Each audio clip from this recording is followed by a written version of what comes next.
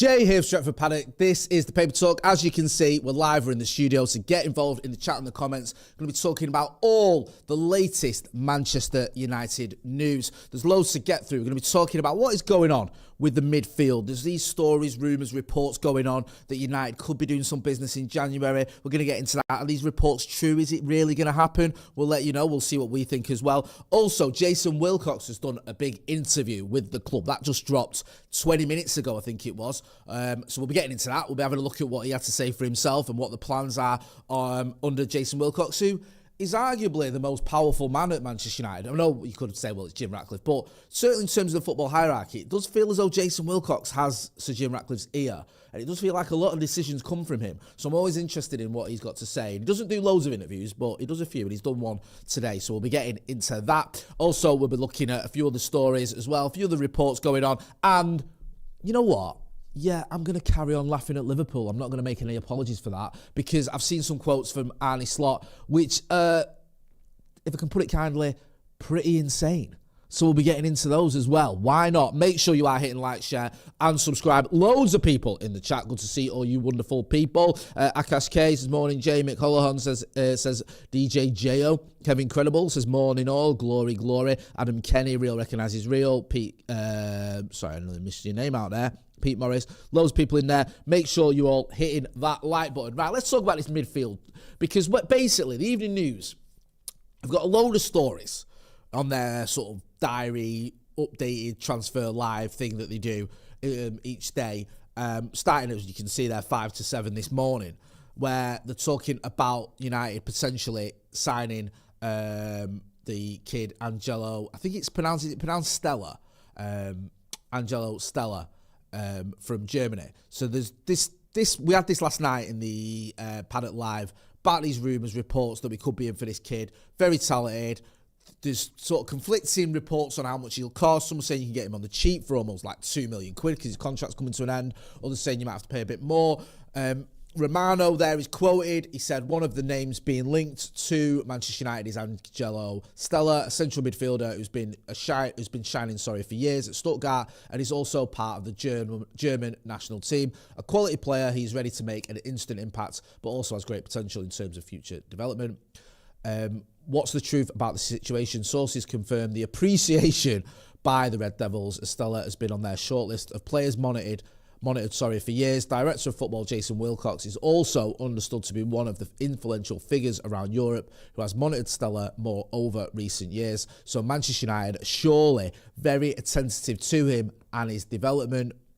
But despite rumours about a mission in August, nothing happened last summer, and the Red Devils never started any negotiations back then. Stella is is one of the names on the list, but not the only one, as Brighton's Carlos Baleba and more players are also being followed, so we can't consider Stella as the only option available at all. Now it gets into this sort of the nitty-gritty about how much it could cost. Sources add that Stuttgart can buy out the release clause in Stella's contract until June 2028 for as little as €2 million, and they're expected to do so. In that case, negotiations could take place for a fee of around €50 million or 60 million, which is 44 million quid or 53 million quid, but it's very difficult to imagine a transfer in January. It's way more likely in the summer.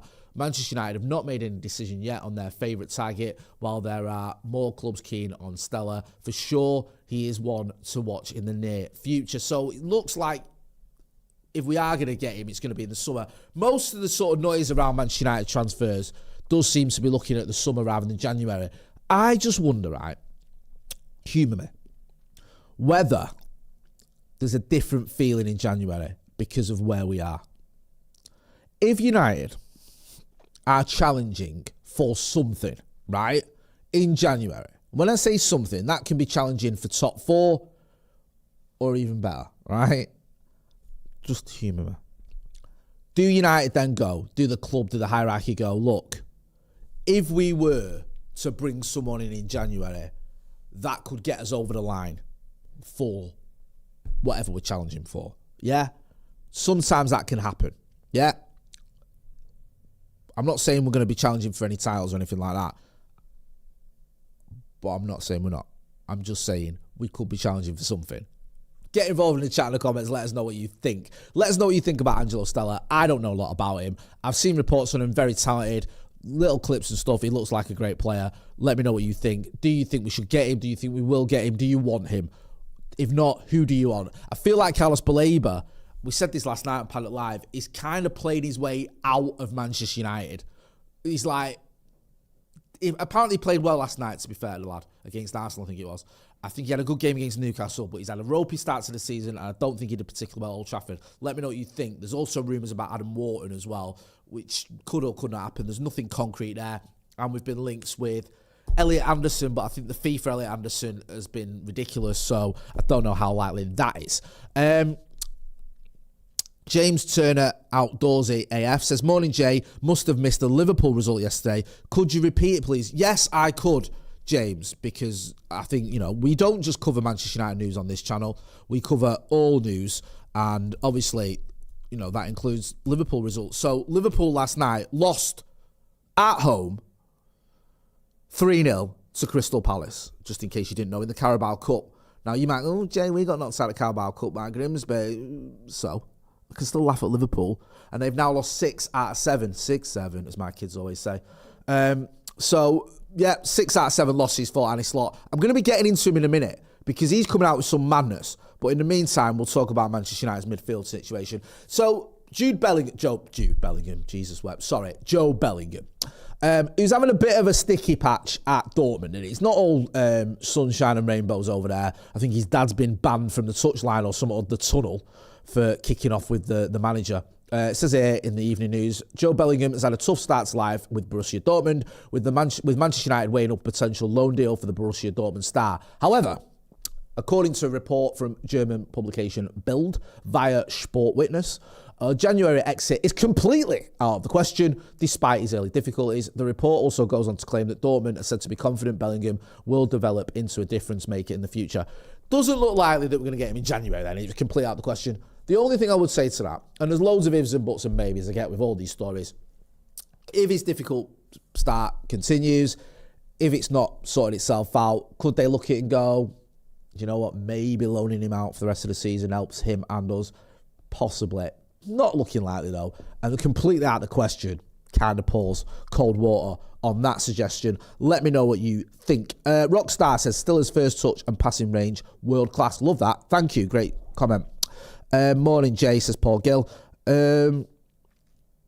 So here's a good point by Soka. The Devil, Jay, you're forgetting Baleba was injured during pre-season. It takes time to get fitness and form back. We should know it happened to lots of our players in the last 4 years. Fair enough. It is taking him a little while, but has there been some green shoots? Two of his last 3 performances, I think, have been good. So maybe that is the reason. We can get into that. The one thing I would say to that, the one thing that is concerned is the price tag. Because there's such a huge amount being bandied about for this player, you want him to be almost infallible. No, I know no player is, but when he's not having a great start to the season, it does worry you when you're talking about £100 million plus on a player. Let's talk about Kobbie Mainoo. See here, Napoli are reportedly preparing to make a fresh offer for Kobbie Mainoo. According to Gazzetta dello Sport, Napoli will try again for Mainoo in January after failing with a move for the midfielder during the summer transfer window. The report also claims that Mainoo is open to making the move to the Italian champions. Right. We spoke about this again, a lot of these stories we covered last night, but I'm going to cover them again because I'm doing the rounds this morning. Kobbie Mainoo might not have started any games in the Premier League, but he has got minutes.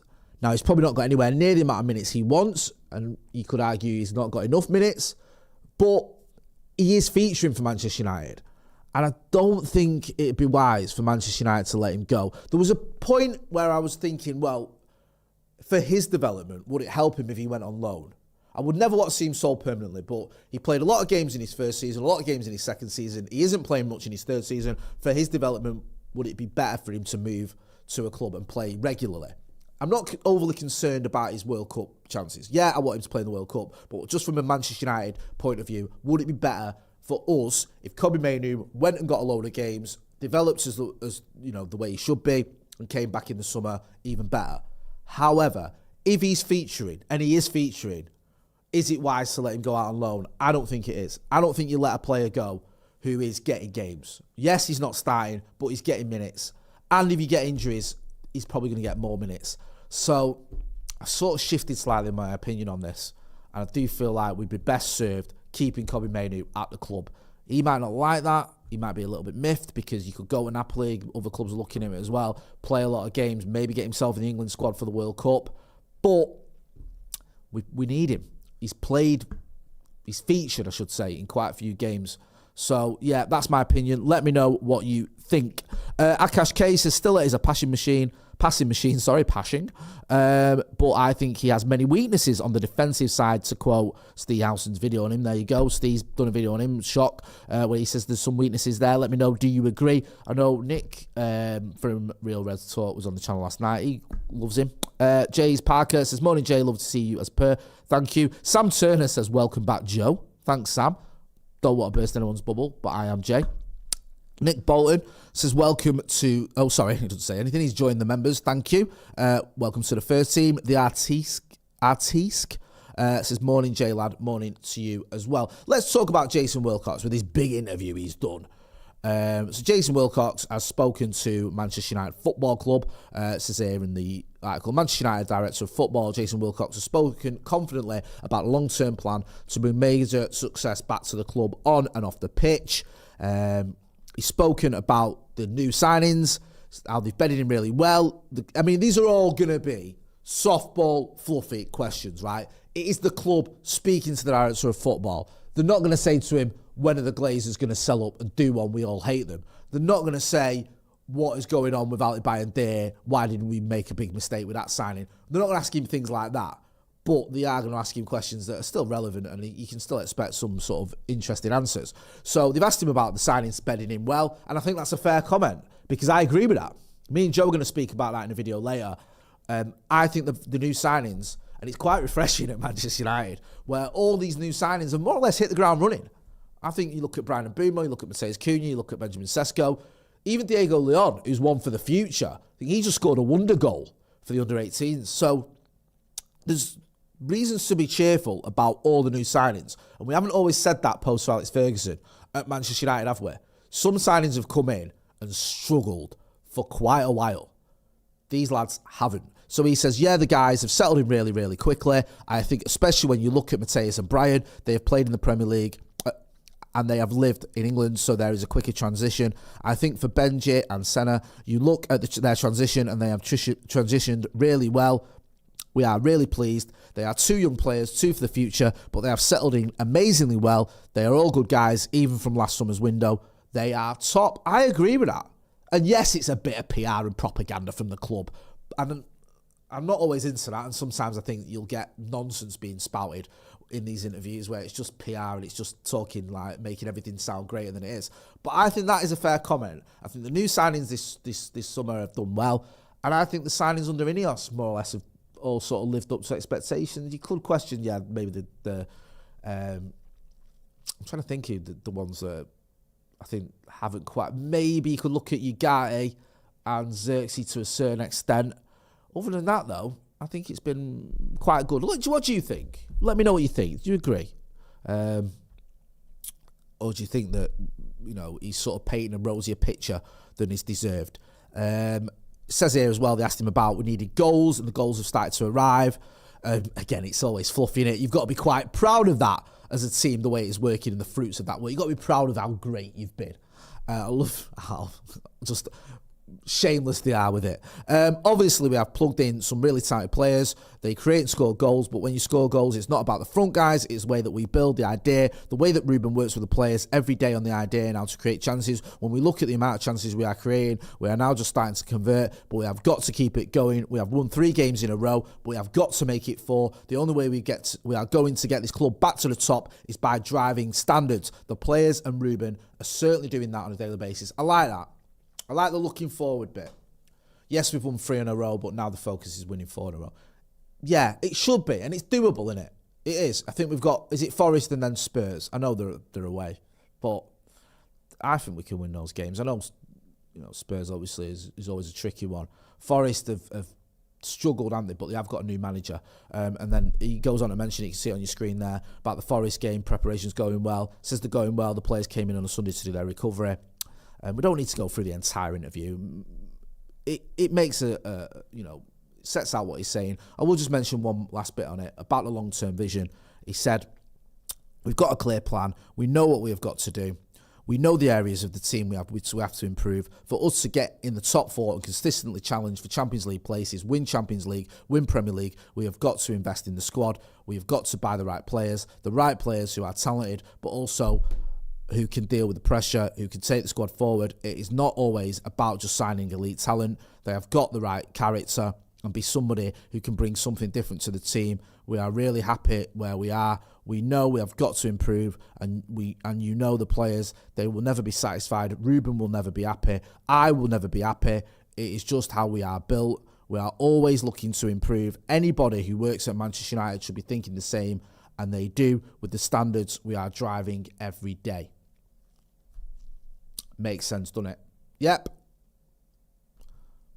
I agree with all of that. I like the fact he's driving standards. What do you think? Get involved in the chat in the comments. Let me know what you think. Do you buy into that? Do you think it's just a little bit of propaganda and you're still in the sort of wait and see mindset? I do get that. I do get the idea that, like, okay, let's not get too carried away. And I'm the worst one for getting carried away. But let's just wait and see what goes on here. Yes, we've won some matches. Yes, the signings are doing well. But things can unravel rather quickly at Manchester United. I think we all know that. So do we need to just sort of hold our horses a little bit? Let's see what people are saying. Harry on the boat says, you know what's funny, Jay? If we lose another game, the media will lose their minds. And Amorim's outs will be calling for the manager again. But Liverpool lose 5 on the bounce. And there's no slot outs. Do you know what? There is a little bit of slot outs. There is a little bit of questioning going on. Not enough for my liking. I mean, this is disastrous for Liverpool. Let's not sugarcoat it. It is just awful. It's awful for them, but it's meant for us. It's hilarious. We'll get to that in a minute. First of all, just a quick one on Rasmus Hojlund. There was an article, I think this is Caught Offside, had this, and it's just basically saying that Napoli are confident of completing the transfer deal with Manchester United for Rasmus Hojlund. Hojlund, who's just rejuvenated, isn't he? He's looking... I think he's looking better than he did in his first season at United. He did quite well in his first season at United. But if you remember, it took him a while to get going in the league. He struggled. He scored goals in the Champions League, but he struggled in the league. He scored a couple of goals in Serie A, but he's been scoring in Europe for Napoli as well. He got 2 goals against Sporting for Napoli in a 2-1 win, so obviously very important goals. And he's also been doing well for his country as well. He just looks like he's got his mojo back, doesn't he? Napoli obviously loving him there. They want to make it a permanent deal. They're confident they can make it happen. I think there's an obligation to buy there if they get to the Champions League spot. So that story doesn't really tell us anything too much that we don't already know. But all roads sort of leading towards Rasmus Hojlund joining Napoli on a permanent deal. Let us know what you think. Do you think it was a mistake for Manchester United to do that deal in terms of letting it become a permanent deal? Do you think we should have just done it alone and got him back? I don't think he looks anywhere near the same player in his second season at United. He had the weight of the world on his shoulders. The crowd had turned against him. Social media was against him, and he's someone who goes on social media. I know that we've interacted with him on social media. So I just think it was best for all concerned. Did he need to move on? Sorry, there's another story here as well. I mentioned earlier about Bryan Mbeumo. This is in the evening news. Man United news. Bryan Mbeumo could miss up to 6 games as new signing gets arrogant warning. Right, that's combined 2 stories together. So the new signing getting an arrogant warning is Dimitar Berbatov telling Benjamin Sesko he needs to be more arrogant. And the story about Bryan Mbeumo, from I think what I can remember, is basically saying, there's so many ads on this evening news stories. It's absolutely untenable. Is it the Mirror? Sorry, evening news. The Mirror. Potato. It's the George Best thing there. Confused me because it's the same colour as evening news. Sorry, it's the Mirror. Again, loads of adverts on it. Basically saying, with AFCON, if Cameroon do well, then he could miss up to 6 games. I'll be gutted if we do lose Bryan Mbeumo for 6 games. Me and Finn would talk about this last night on Academy Review. Could we see Shea Lacey get minutes? Could Ahmad be pushed further up? Could Bruno be pushed further up?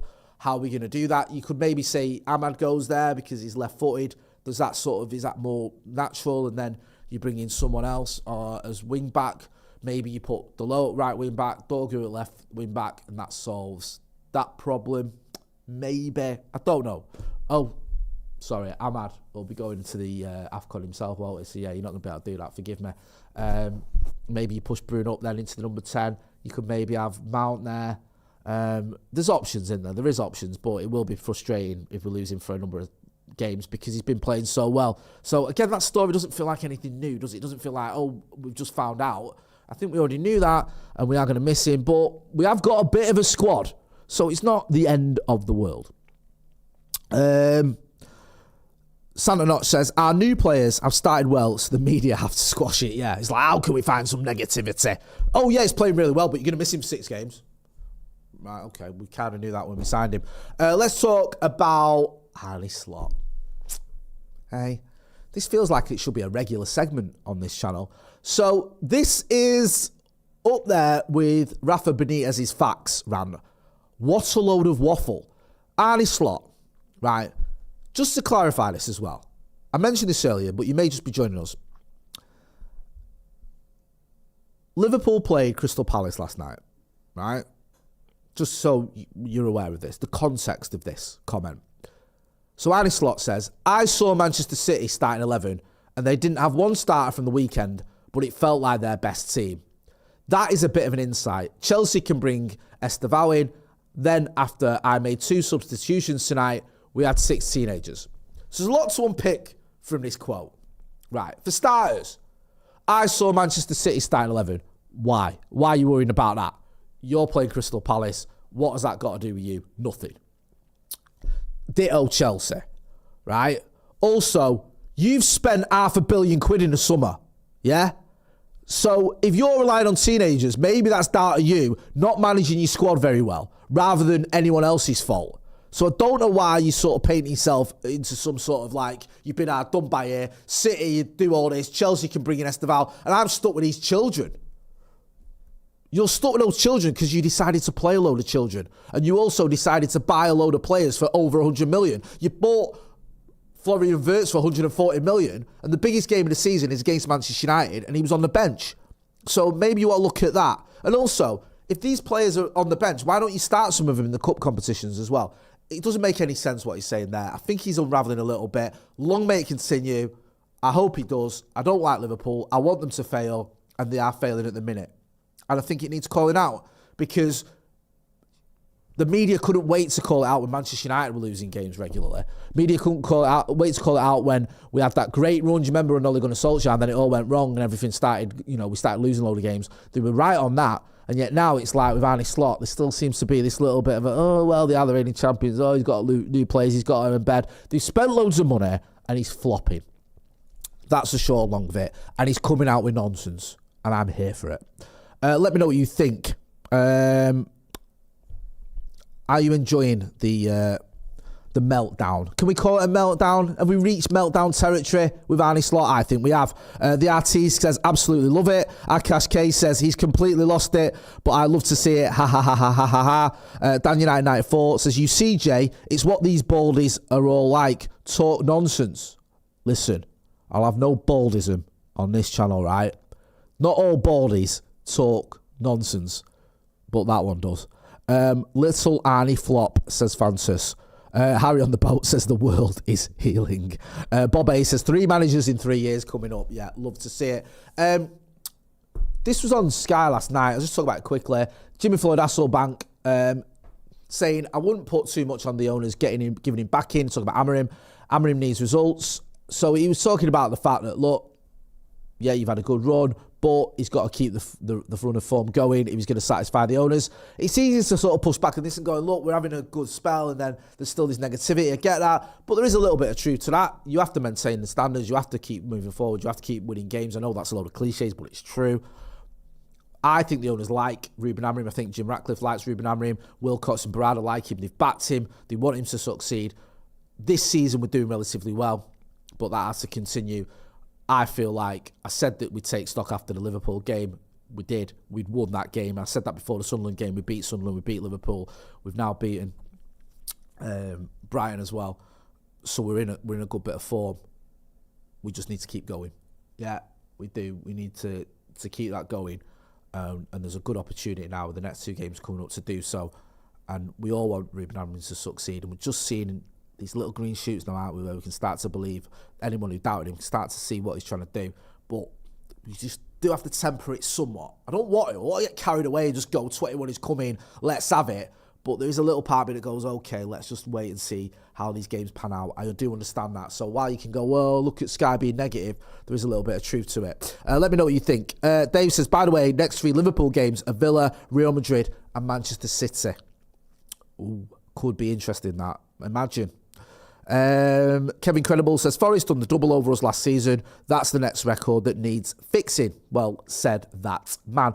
Just finally, I want to talk about Nobby Stiles. I think it's 5-year anniversary since he passed away. The club have done a post there. I remember when I was a reporter, going to the street in Collyhurst that was renamed. It was a street where Nobby Stiles grew up. It was renamed Nobby Stiles Street, I think, or Nobby Stiles Road, after him, obviously. Sometimes you can forget the achievement and impacts of players like Nobby Stiles. I think Nobby Stiles is one of only 2 Englishmen to start and win both a World Cup final and a Champions League final. I think him and Bobby Charlton are the only ones to do that. I think Ian Callaghan won a World Cup and a Champions League or European Cup as well, but he didn't start in the final of the World Cup. But Nobby Stiles and Bobby Charlton both started in those finals, both won them. Remarkable achievement. And Nobby Stiles is such a fascinating character. He had a lot of problems with his eyes, actually.